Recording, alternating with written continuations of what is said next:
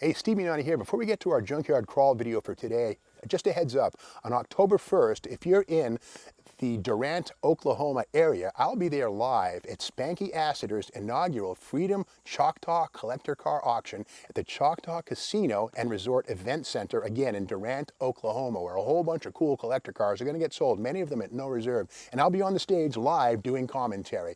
One of the best cars and most special cars in that event is going to be the actual 58 Chevrolet Impala, fully restored, that was once owned by Peggy Sue Gerron. Yes, that Peggy Sue, the star of several Buddy Holly songs. Pretty, pretty, pretty Peggy Sue. That was her 58 Impala. That car is going to get sold at no reserve, again, on October 1st at the inaugural Freedom Choctaw Collector Car Auction in Durant, Oklahoma, October 1st. Be there if you want to take a shot at that car and just check out a great auction. Okay, let's get right into the junkyard crawl here at Bernardston Auto Wrecking.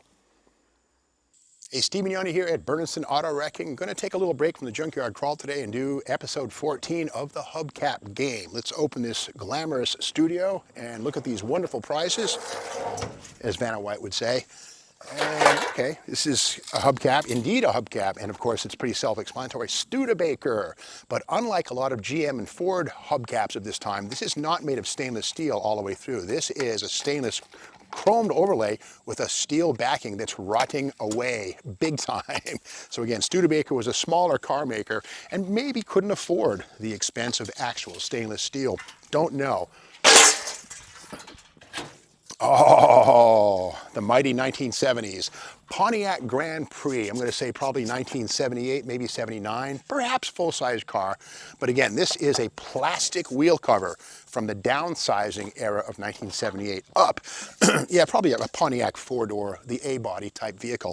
And again, that was when, 1978, Pontiac pulled about 700 pounds out of their vehicles by way of doing things like plastic wheel covers like this. Now this, of course, has a metal retainer ring to lock it into the ring, or the hoop of the rim, to keep it from flying off. But again, there's that Pontiac flint right there, and this is definitely a bogus relic of the late 1970s, the downsizing era.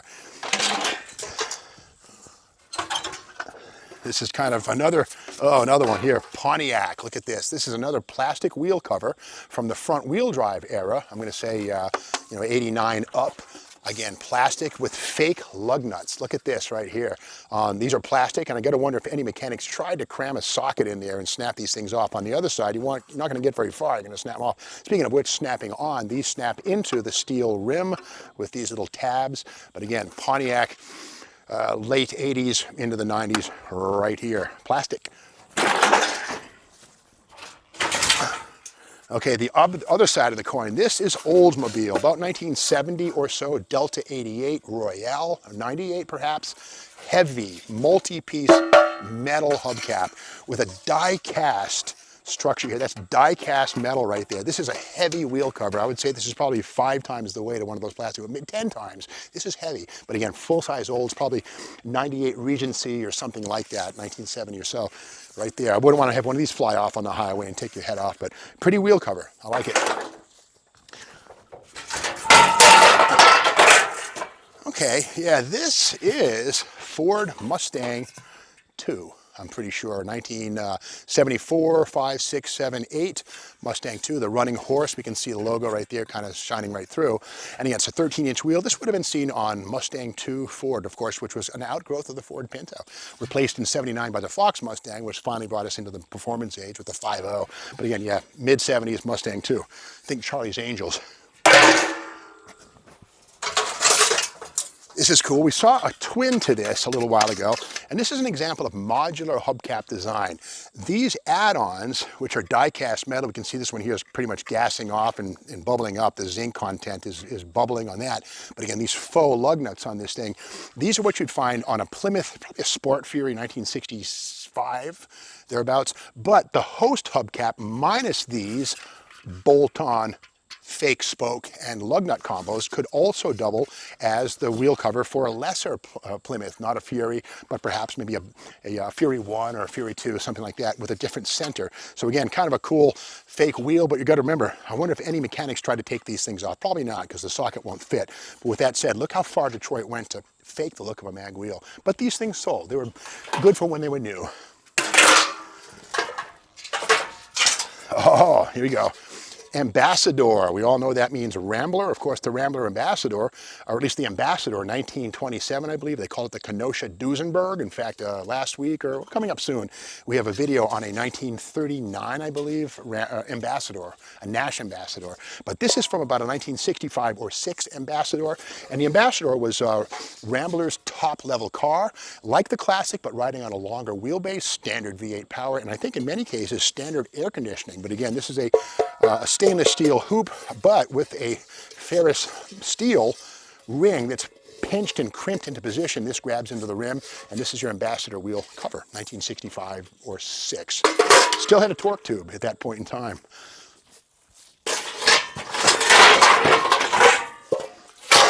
Speaking of Rambler, right here, probably about a 1963 Rambler Classic, and of course I think 1963, maybe 4. Rambler was Motor Trend's Car of the Year, not just one, but the entire line from the top to the bottom. The 660, the Classic, but again, this would be a Rambler full wheel cover, not from an American, but rather the full-sized, if you will. It was basically a mid-sized car, 1965 4 Rambler. Okay, Chevy Caprice or Impala, 1969 right here. And again, it's a full wheel cover. It's a 14. And we can see here that it has very good use of paint and masking on a one-piece device to make it kind of look like a multi-piece with a little bit of mystery and hint with the blacked out stuff here, making these spokes look more real. But again, it's just a one-piece cap with a plastic center that's glued into position, again, with the Chevy bow tie in place. 1969 or so, full-size Chevrolet. Okay, Plymouth Valiant right here. Now, we're not talking 61, 2, 3, or 2. This is actually a 63 or 4 Plymouth Valiant, 13-inch wheel cover. Perhaps also seen maybe on early Barracudas, but this is a basic wheel cover. Some of these had a V for Valiant in them, but again, this is a 13-inch 1963 or so Plymouth Valiant wheel cover. Nice shape, too. Kind of weird, too. It does not have any kind of a flange or a lip. It rounds off like that, which is a little bit uncommon. Most wheel covers have a raised lip on the perimeter to give it the look of a wheel, but not here.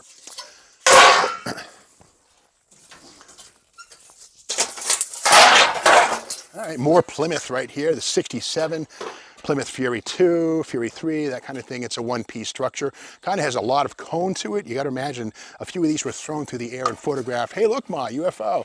Kind of, but not really. A one-piece device. In fact, the center is not even a separate plastic piece, but rather it's integrally stamped. And you can see the Mayflower. And that, of course, is the Mayflower of the Plymouth ancestors coming at you. At least that's what I see. You know, the sailing ship coming right at you. Kind of cool. But anyway, 1967 or so, Plymouth full-size. Right there.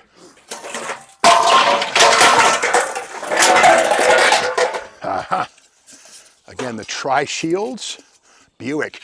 Anybody remember Telly Savalas, the actor, had a show called Kojak. He played a lollipop-eating cop in 1973-74. Well, he had a Buick Century that wore these kind of wheel covers on it. I'm pretty sure anyway, but this would be like a 1973 or so Buick Century wheel cover. And again, the Century was the mid-sized colonnade-bodied vehicle, body on frame. But again, Telly Savalas as Kojak. Pretty sure his car, that sort of like a gold, brown, metallic, ran these things right on. In fact, that little car is manufactured or copied by Corgi, a little 1/43rd scale car. If you look on eBay, you can find it. The Telly Savalas Kojak car. Okay, this is kind of simple, going from the top to the bottom. Ford Falcon, 1961 or 2. This is the basic wheel cover seen on a base Falcon. And the Falcon's base engine was a 144 cubic inch, not a 4-banger, a 6-banger. Can you imagine a 6-cylinder engine with 144 cubic inches?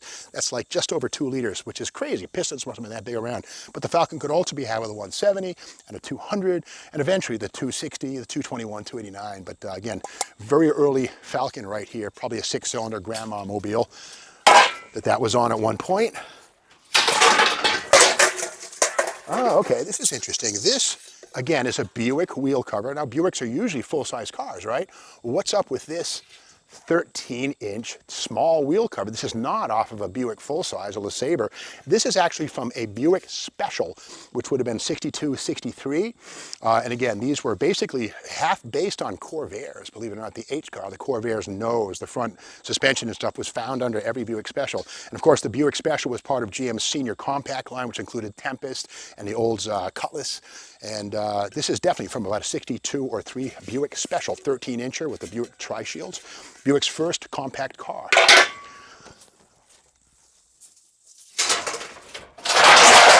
Okay, this takes me back to my childhood. Now, I have mentioned this before. We'll close it out on this one here, and I'll make a confession. I did say this before, but this is from about a 1966 Chevrolet full-size.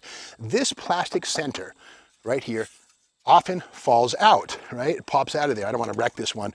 But if this comes out, what happens is you have a big old hole right there that if you're a little mischievous kid like me, you take a couple of marbles or lug nuts or rocks, put them inside of this, and when a guy drives away, nothing happens to you. Slow down, you're, what the heck's that noise? Well, that's the rocks that I put in your hubcap when I was a little kid. But these are the full-size wheel covers off of a Chevy from like 1966, I guess, something like that. But again, these center caps here do come off, and you can put rocks in. Just saying, not you want to do it, especially not if the car's moving. Make sure it stopped before you put the rocks in it. Don't be like me.